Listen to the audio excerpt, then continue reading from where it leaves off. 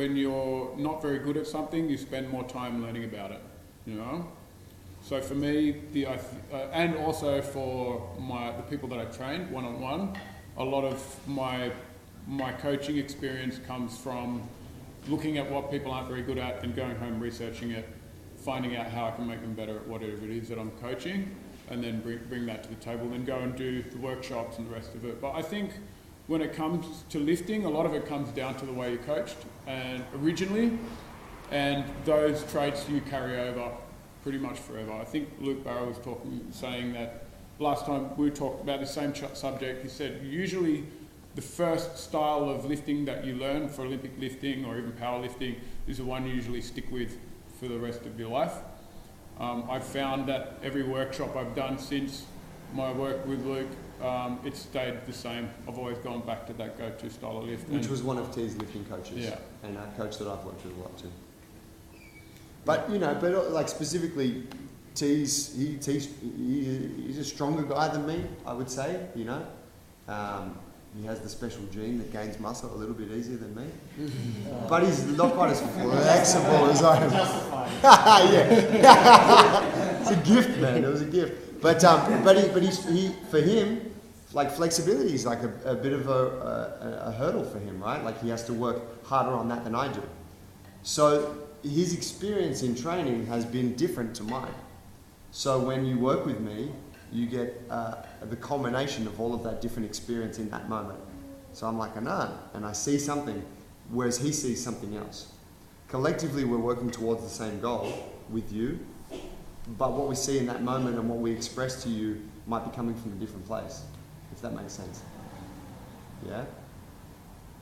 And I think that's, as much as it's important for us to standardize and make sure that we're across our methods between all of the coaches here, I think that's also really important that we each have our own flavour. Yeah, we don't want to stifle our individual perception, you know, and I think that this is where things can start to get really, where training starts to take a real dive, is when things get too automated.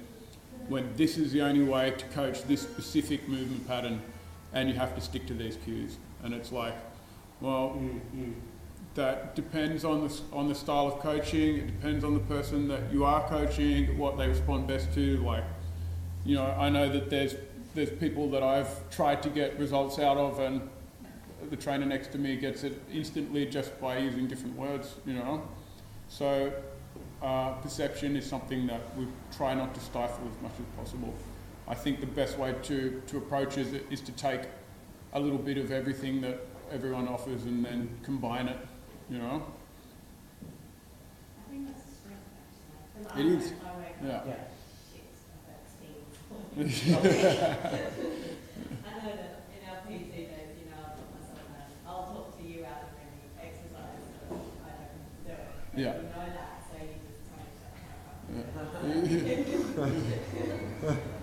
You guys haven't figured that out yet. I just avoid you. I don't come to you. I think that's honestly like a strength, is that I know you've got that, you know, you do different stuff. I can't even classify what you do. Monkey like, magic. You're all very different, and I think that's a strength. I think you'll do afro and this and that, and like it's just, like I find that very good, and then sometimes I need to shut up and lift, and other times I need to do movement prep and shut up and move. So I think that's just great, personally. Thank you.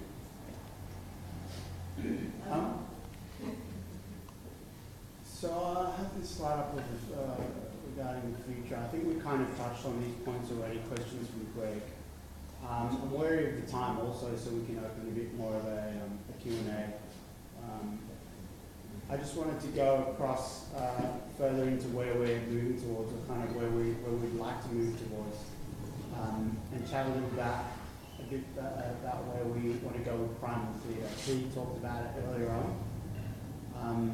Can you expand a little bit more about what primal theatre is? Get into that. Okay, so primal theatre kind of it's a training. I guess you could call it a structure that revolves around a theory, the theory of evolutionary mismatch, which is the rate of our technology and the rate of progression in our technology, or the technological world, has outpaced our genetic adaptation or our genome to the point where it's created a mismatch. So our bodies are designed for an environment that is, how would you say, it's unpredictable, it's hostile, it doesn't have any vertical or horizontal lines, it's not balanced, it's constantly changing, and the environment that we have now is the exact opposite. And it's, so in short, the environment we came from, or that our bodies are designed to perform in, it shapes us, and now we shape the environment around us. So we've turned things inside out a little bit. What primal theatre is shrinking the difference between that mismatch. So bringing in the fight, locomote, and the shift elements, but looking at them in a little more detail. So for instance, shifting weight, so having a look at the kind of objects that you shift in the natural world are not a perfect diameter barbell with incremental weights that you can put on each side that sit literally a foot off the ground so you can keep a neutral spine while you lift. They're all literally inside, well, you pull roots out of the ground, you lift an animal, like these things are flat on the floor, they're not perfectly balanced, they shift and move. Try to shift a human that has a brain and has the same kind of body weight as you, that doesn't want to be shifted. These are the kind of elements that our body is designed to move with. So it's about bringing a little bit of that back into the gym. Uneven surfaces, different textures, rather than just metal.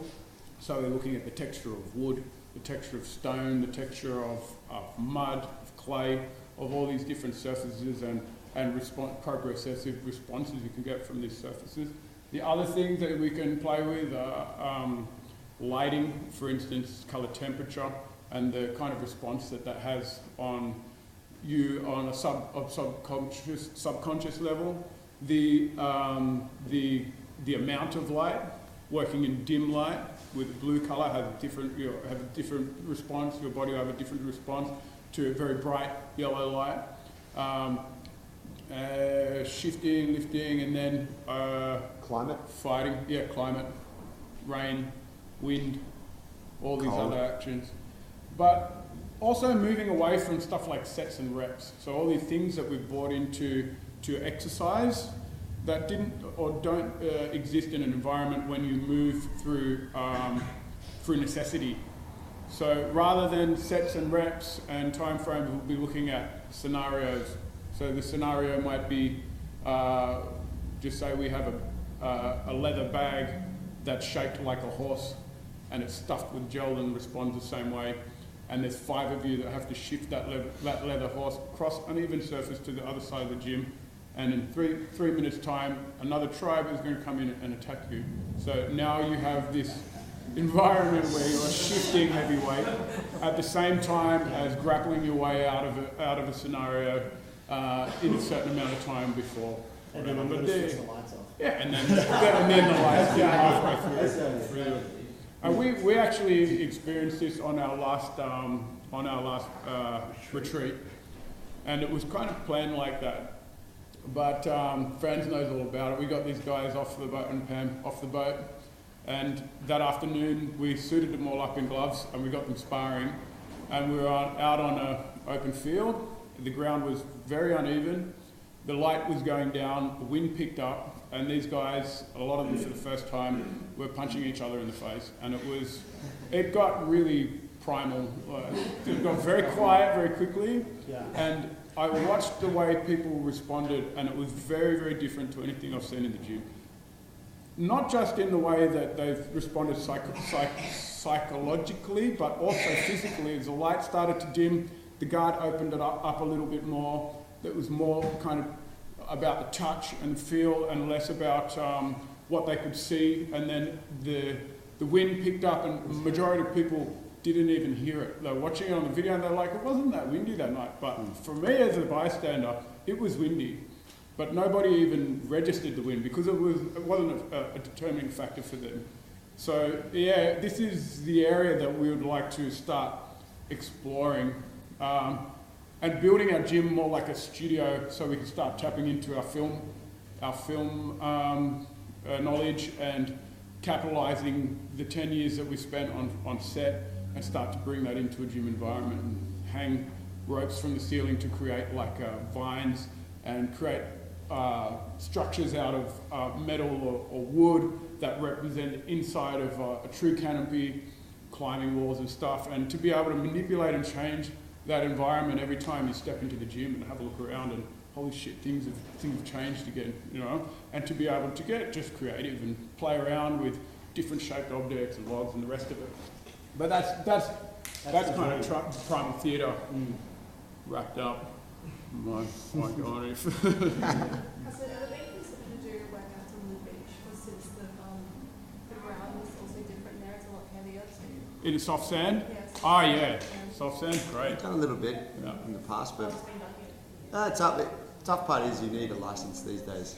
Most beaches to take a big group of people there.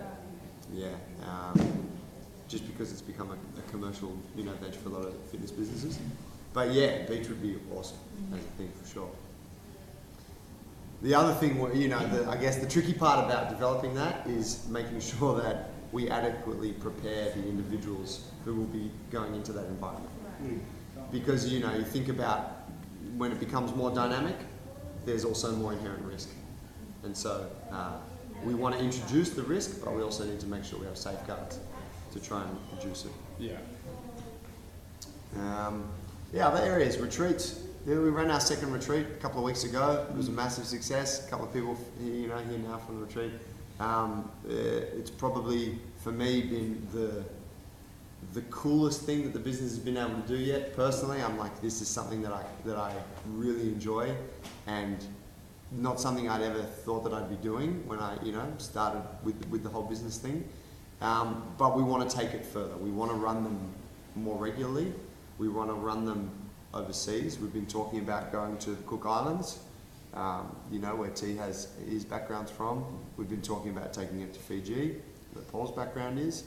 And I think that's probably going to be the focus over the next 6 to 12 months, right, is organising that first overseas trip. But it's really, it's similar to what we're doing now. It's allowing us to take a group of people and give them an experience that is unlike anything else they can experience in the gym. Because we're not restricted to the 1 hour class. We're not restricted to the fact that they've got to get home and feed the kids. We're not restricted by any of those things. We can control when we feed you, how much we make you train, what sort of environments it's in, and it allows us to be, I guess just go a lot deeper down the rabbit hole. As you can probably tell now, the rabbit hole goes pretty deep, so it's cool, it's an enriching experience. Online coaching. We've been going with the online coaching already. There's a couple of guys here who are following that. We have, a small group of online students. Basically, what we have, what we've developed is something that's garnered quite a bit of interest outside of this local area, and obviously, short of opening gyms in other areas, which is not something we're really interested in, we can reach those people on an online platform. And so we've been talking and developing for quite a while on how we can create a system that allows us to work with people in other countries. We have a couple of online students who live overseas, but we want to create something that allows quite a large, it allows for a lot of traffic. At the moment it comes down to our time being able to have individual conversations on the phone and Skype and that kind of thing, and we want to create a platform that really allows us to reach a large group of people. Maybe every month we get an email from someone in Holland or something that's like, can you send me a couple of Jungle Brothers t-shirts? I've been following your stuff on Instagram, and it's really fucking cool, right? And so it's like, how can we offer what we have to these people? And they tell us that they can't find anything like what we do where they are. So this is basically the direction where we see that the business can grow without us having to massively expand our physical operation.